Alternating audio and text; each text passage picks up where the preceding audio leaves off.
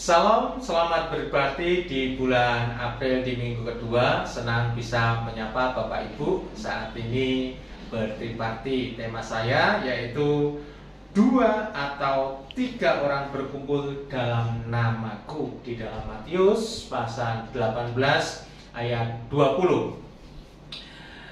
Sebab di mana 2 atau 3 orang berkumpul dalam namaku, di situ aku ada di tengah-tengah mereka. Ayat rujukannya di dalam Matius pasal 18 ayat 19.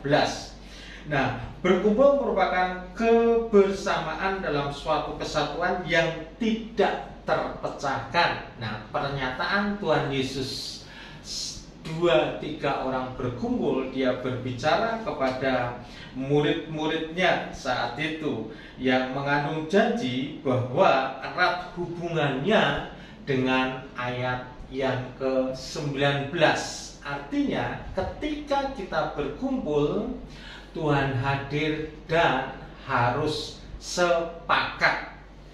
Nah, di dalam kehidupan kita sebagai orang yang percaya kepada Tuhan, ayat tadi mengandung janji bahwa kehadiran Yesus dalam suatu perkumpulan umat Tuhan tidak tergantung pada jumlah yang banyak, tetapi jumlah yang kecil pun Tuhan hadir, karena Tuhan Yesus Maha Hadir. Nah, apa implementasi 2 atau 3 orang berkumpul dalam namaku? Yang pertama adalah hidup untuk saling mengasihi. Galatia pasal 5 ayat 22. Nah, kasih merupakan komponen yang sangat penting bagi kehidupan orang yang percaya, karena kasih merupakan buah roh. Nah, di dalam kehidupan setiap orang yang percaya kepada Tuhan, milikilah kasih sebagaimana Yesus yang telah mengasihi di dalam kehidupan kita. Nah, kasih tidak melihat latar belakang, kasih tidak melihat suku, kasih tidak melihat bahasa, budaya, ataupun yang lainnya, warna kulit. Tetapi sebagaimana kasih daripada Tuhan Yesus yang rela mati di kayu salib untuk semua umat manusia. Yang kedua adalah saling mengampuni di dalam Matius pasal 6 ayat 14 sampai 15. Mengampuni itu berbeda dengan melupakan, ya. Karena melupakan itu merupakan ungkapan yang lebih luas. Tetapi kalau mengampuni itu kita sedang melepaskan atau kita sedang membebaskan dari beban berat. Nah, para pengikut Kristus, saya dan juga Bapak Ibu semua, kita harus saling mengampuni saat jatuh di dalam dosa.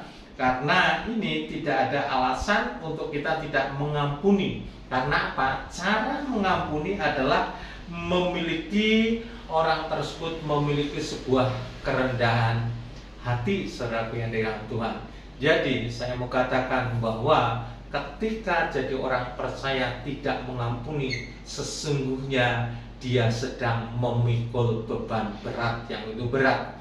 Tetapi kalau saudara mempunyai kekuatan dan harus mengampuni, saudaraku yang dirahmati Tuhan, saudara sedang melepaskan beban yang saudara saat itu sedang pikul, saudara yang Tuhan. Nah, 2 hal ini mari kita bersama-sama implementasi 2-3 orang berkumpul dalam namaku. Yang pertama adalah hidup untuk saling mengasihi, yang kedua adalah saling mengampuni. Nah, pesan yang harus dilakukan, wujudkan kesetiaan dalam perkumpulan dalam nama Yesus. Berkat jika melakukan, berkat Tuhan pasti dinyatakan. Kemudian akibat jika tidak melakukan, menghambat berkat Tuhan. Nah, sharingkan di dalam triparti saudara. Yang pertama adalah bagaimana Anda dalam persekutuan dengan Yesus. Yang kedua, sharingkan langkah Anda dalam sebulan ini atau seminggu ini di dalam triparti Anda untuk saling mengasihi dan mengampuni. Proyek ketaatan yang harus dilakukan tetap setia menghambakan diri kepada Yesus Kristus, yaitu triparti dalam nama Yesus, bukan dalam nama yang lain, bukan dengan cara-cara yang lain. Ingat, Yesus yang kita utamakan. Kemudian jangan lupa sebelum menutup di dalam triparti Bapak Ibu boleh berdoa pokok-pokok doa yang sudah ada di materi, ataupun Bapak Ibu menambahkan pokok-pokok doa yang ada di dalam triparti, dan juga kita berdoa buat bangsa dan negara pasca pemilu, dan juga kita berdoa buat bencana alam yang sedang terjadi, biarlah orang-orang yang sedang diperhadapkan atau sedang mengalami diberikan kekuatan oleh Tuhan. Dan jangan lupa Bapak Ibu berdoa berkat buat tempat yang ditempati dalam triparti dengan membaca Bilangan pasal 6 ayat 24 sampai 26. Mari kita terus semangat, bergandeng tangan satu dengan yang lain di dalam triparti saudara. Tempatkan di dalam hati saudara, pastikan bahwa anggota satu dengan yang lain menjadi bagian dalam keluarga untuk terus memuridkan nama Yesus dipermuliakan.